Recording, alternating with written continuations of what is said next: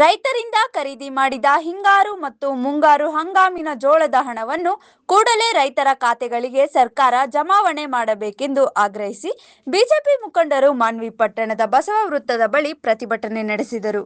ಮಾನ್ವಿ ತಾಲೂಕಿನಲ್ಲಿ ಅಗತ್ಯ ಪ್ರಮಾಣದಲ್ಲಿ ಮಳೆಯಾಗದೇ ಇರುವುದರಿಂದ ರೈತರು ಕೃಷಿ ಚಟುವಟಿಕೆಗಳನ್ನು ನಡೆಸುವುದಕ್ಕೆ ಸಾಧ್ಯವಾಗದೇ ಇರುವುದರಿಂದ ಬರಗಾಲ ಪೀಡಿತ ತಾಲೂಕು ಎಂದು ಘೋಷಣೆ ಮಾಡಬೇಕೆಂದು ಆಗ್ರಹಿಸಿದರು.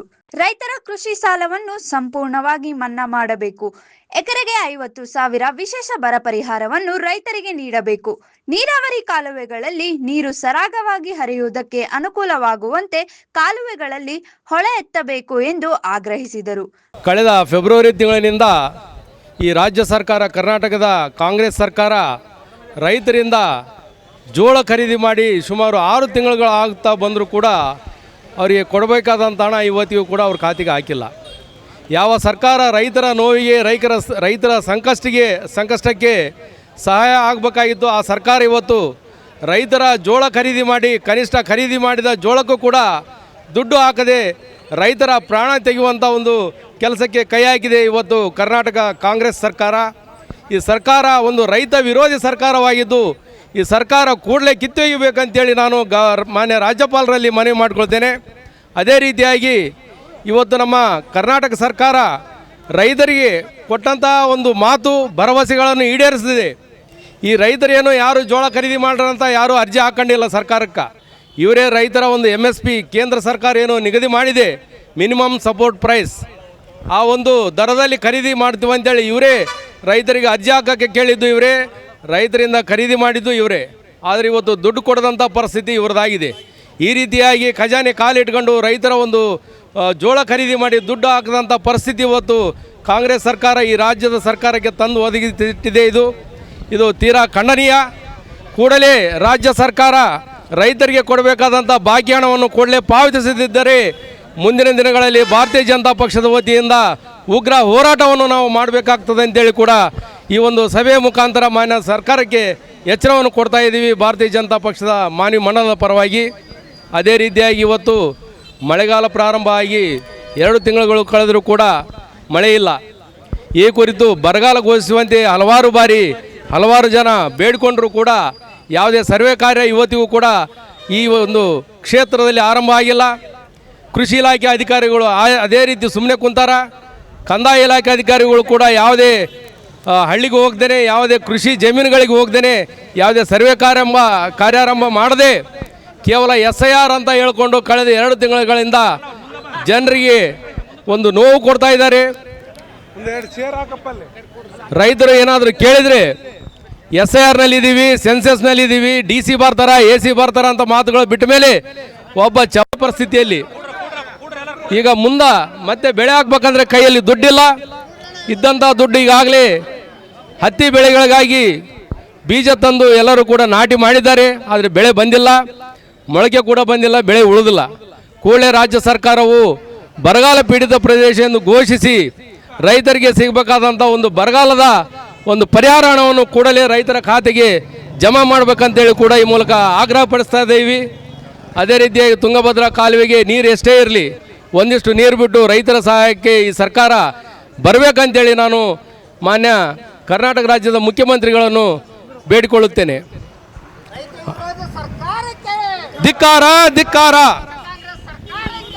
ಧಿಕ್ಕಾರ ಧಿಕ್ಕಾರ. ಈಗ ನಮ್ಮ ಕ್ಷೇತ್ರದ ಮಾಜಿ ಶಾಸಕರುಗಳು ಹಾಗೂ ಸಂಸದರುಗಳು ಈಗಾಗಲೇ ಈ ಸಭೆಯನ್ನು ಉದ್ದೇಶಿಸಿ ಮಾತಾಡಲು ಆಗಮಿಸಿದ್ದಾರೆ. ಈ ಸಭೆಯ ನೇತೃತ್ವವನ್ನು ಒಟ್ಟಾರೆ 2025-26ನೇ ಸಾಲಿನಲ್ಲಿ MSP ಬೆಂಬಲ ಬೆಲೆ ಯೋಜನೆಯಡಿಯಲ್ಲಿ ಮುಂಗಾರು ಮತ್ತು ಹಿಂಗಾರು ಎರಡೂ ಸೇರಿ 23,109 ರೈತರು ಜೋಳವನ್ನ ನಮಗೆ ಸರ್ಕಾರಕ್ಕೆ ಸರಬರಾಜು ಮಾಡಿದ್ದಾರೆ. ಆ ಪೈಕಿ ನಮಗೆ ಒಟ್ಟಾರೆಯಾಗಿ 500 ಕೋಟಿ ರೂಪಾಯಿ ಅವಶ್ಯಕತೆ ಬರೀ ನಮ್ಮ ರಾಯಚೂರು ಜಿಲ್ಲೆಗೆ ಇತ್ತು. ಅತಿ ಹೆಚ್ಚು ಜೋಳ ಬೆಳೆದಿರತಕ್ಕಂಥ ಜಿಲ್ಲೆ ನಮ್ಮಲ್ಲಿ. ಒಟ್ಟಾರೆ ಕ್ವಾಂಟಿಟಿ ವೈಸ್ ಹೇಳಬೇಕು ಅಂತಂದ್ರೆ 12,65,000 ಕ್ವಿಂಟಲ್ ಖರೀದಿ ಆಗಿದೆ ಈ ವರ್ಷ. ಅದರೊಳಗಡೆ ನಾವು ಇಲ್ಲಿವರೆಗೂ 14,500 ರೈತರಿಗೆ ಆಲ್ರೆಡಿ ಪೇಮೆಂಟ್ ಮಾಡಿದೀವಿ. 278 ಕೋಟಿ ರೂಪಾಯಿ ದುಡ್ಡನ್ನ ಪೇಮೆಂಟ್ ಮಾಡಿದೀವಿ. 278 ಕ್ರೋರ್ಸ್ ಪೇಮೆಂಟ್ ಮಾಡಿದೀವಿ. ಇನ್ನು 190 ಕೋಟಿ ಪೇಮೆಂಟ್ ಬ್ಯಾಲೆನ್ಸ್ ಇದೆ ಸರ್. ಅದರೊಳಗಡೆ 33 ಕೋಟಿ ಮುಂಗಾರಲ್ಲಿ ಬೆಳೆದಿರ್ತಕ್ಕಂಥದ್ದು 1400 ರೈತರಿಗೆ. ಇನ್ನ 7300 ರೈತರು 156 ಕೋಟಿ ಹಿಂಗಾರಲ್ಲಿ ಬೆಳೆದಿರ್ತಕ್ಕಂಥದ್ದು. ಈಗ ಆಲ್ರೆಡಿ ನಾವು 2-3 ಸಾರಿ ಬೆಂಗಳೂರಿಂದ ಹೆಡ್ ಆಫೀಸ್ ಇಂದ ಡೆಲ್ಲಿಗೆ ಹೋಗಿ ಕೇಂದ್ರ ಕಚೇರಿಯಿಂದ ಕೇಂದ್ರ ಸರ್ಕಾರದಿಂದನೂ ಸಹಿತ ಅದ್ರದ್ದು ದುಡ್ಡನ್ನ ರಿಲೀಸ್ ಮಾಡಿಕ್ಕೆ ಓಡಾಡ್ತಿದ್ದೀವಿ. ಈ ಒಂದು ತಿಂಗಳ ಎಂಡ್ ಒಳಗಡೆನೆ ಮುಂಗಾರಿನ ಕಂಪ್ಲೀಟ್ ಪೇಮೆಂಟ್ ಕ್ಲಿಯರ್ ಮಾಡ್ತೀವಿ. ವಿತಿನ್ 15 ಡೇಸ್ 15 ದಿನಗಳ ಒಳಗಾಗಿ ಸಂಪೂರ್ಣ ಪೇಮೆಂಟ್ ಅನ್ನ ಕ್ಲಿಯರ್ ಮಾಡ್ತೀವಿ. ಅಲ್ಲಿವರೆಗೂ ಎಲ್ಲಾ ರೈತರು, ನನಗೂ ಆ ಕಷ್ಟ ಅರ್ಥ ಆಗ್ತಿದೆ, ಆದಷ್ಟು ಬೇಗ ನಿಮ್ಮ ಪೇಮೆಂಟ್ ಅನ್ನ ನಾವೇನು ಜೋಳವನ್ನು ಖರೀದಿ ಮಾಡೀವಿ ಅದನ್ನ ತಕ್ಷಣ ನಿಮ್ಗೆ ಪೇಮೆಂಟ್ ಅನ್ನ ಕ್ಲಿಯರ್ ಮಾಡ್ತೀವಿ. ಬಹಳ ಅವಶ್ಯಕತೆ ಇದೆ ಸರ್ ರೈತರಿಗೆ. ರೈತರಿಗೆ ಗೊಬ್ಬರ ತರಬೇಕಾಗಿದೆ, ಇವತ್ತು ಬಿತ್ತನೆ ಬೀಜ ತರಬೇಕಾಗಿದೆ, ಬೆಳೆ ಇಲ್ಲ, ಮಳೆ ಇಲ್ಲ, ಇದೆಲ್ಲ ಆಗಿದೆ.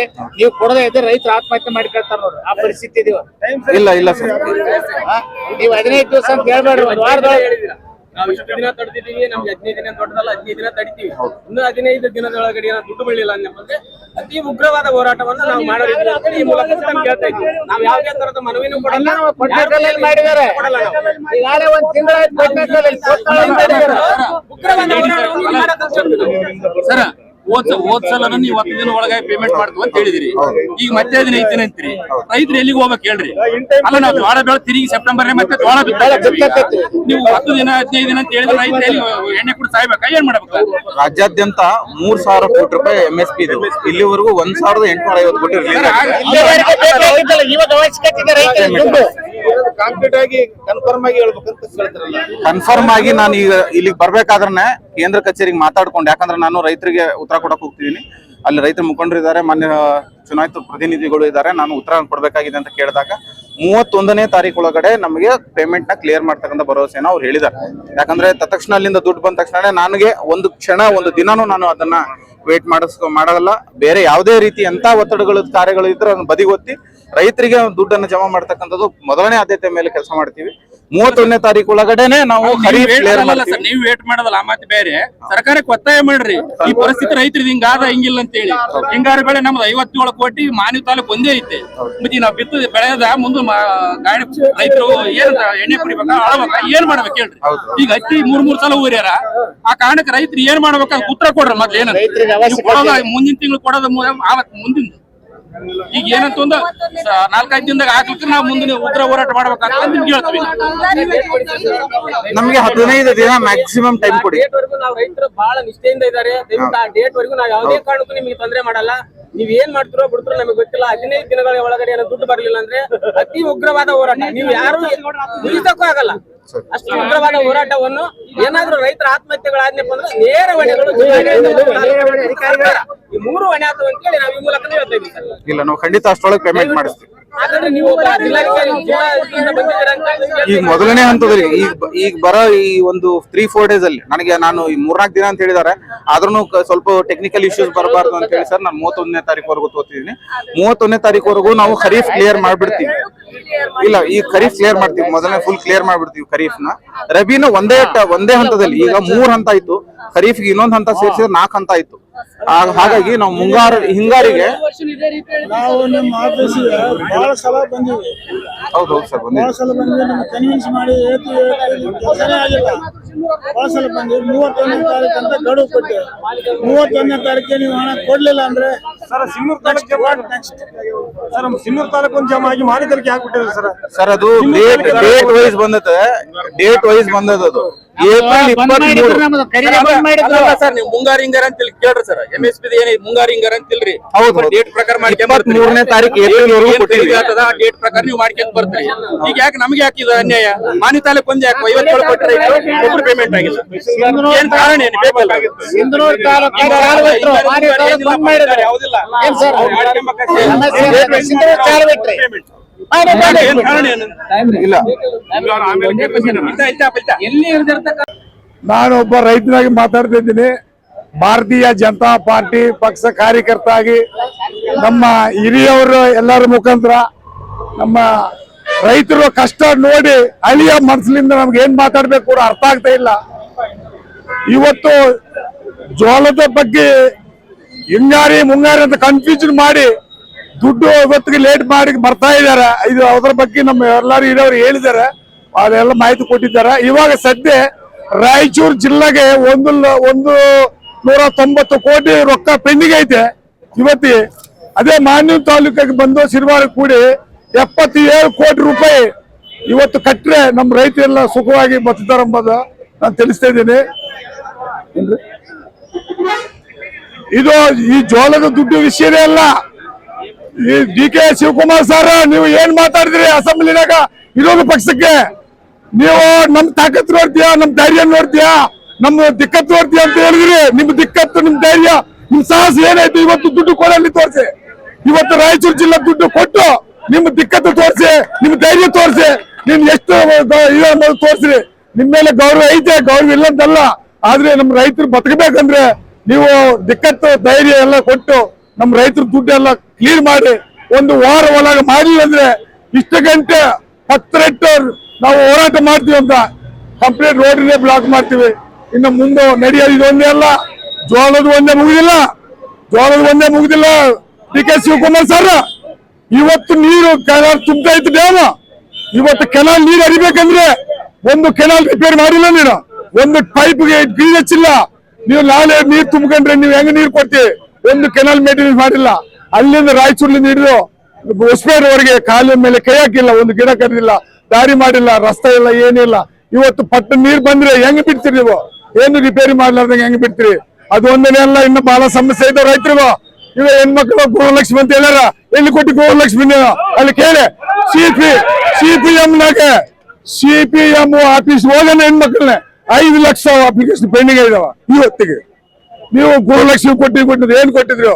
ಕರೆಂಟ್ ಕೊಟ್ಟಂದ್ರು ಸಿದ್ದರಾಮಯ್ಯ ಅವರೇ, ನಿಮ್ಗೂ ಫ್ರೀ, ನನ್ಗೂ ಫ್ರೀ, ಎಲ್ಲಾರ್ಗೂ ಫ್ರೀ, 200 ಯೂನಿಟ್ ಬೇಕಾ ಬೇಡ ಅಂತ ಕೇಳಿದ್ರು.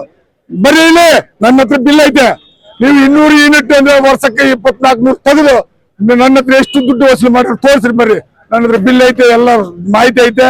ಈ ತರ ನೀವು ಮಾಡಕ್ ಹೋಗ್ಬೇಡ್ರಿ. ಇನ್ನ ಹೇಳ್ಬೇಕಂದ್ರೆ ಕಂಡಾಪಟ್ಟೆ ಇದಾವ ರೈತ ಸಮಸ್ಯೆಗಳು. ಇನ್ನ FID ಬಗ್ಗೆ ಮಾತಾಡ್ತೀರಿ, FID ಬಗ್ಗೆ ಮಾತಾಡ್ಬೇಕಂದ್ರೆ ಐತೆ. ಇನ್ನ ರಿಜಿಸ್ಟರ್ ಆಫೀಸ್ನಾಗ ಸಮಸ್ಯೆಗಳು ಇದಾವ. ಇನ್ನ AD ಎಲ್ಲಾರ ಮೇಲೆ ಸಮಸ್ಯೆ ಐತೆ.